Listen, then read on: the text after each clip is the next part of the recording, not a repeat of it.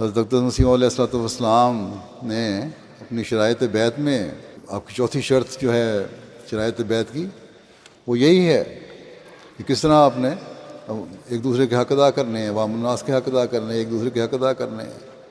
فرمایا یہ چوتھی شرط میں یہ کہ عام خلق اللہ کو عموماً اور مسلمانوں کو خصوصاً اپنے نفسانی جوشوں سے کسی نوع کی ناجائز تکلیف نہیں دے گا، نہ زبان سے، نہ ہاتھ سے، نہ کسی اور طرح سے۔ حضرت مسیح علیہ السلام فرماتے ہیں نوع انسان پر شفقت اور اس سے ہمدردی کرنا بہت بڑی عبادت ہے۔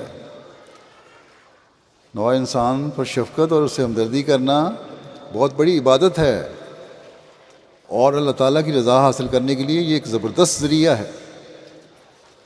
مگر میں دیکھتا ہوں کہ اس پہلو میں بڑی کمزوری کی جاتی ہے، دوسروں کو حقیر سمجھا جاتا ہے، ان پر ٹھٹھے کیے جاتے ہیں۔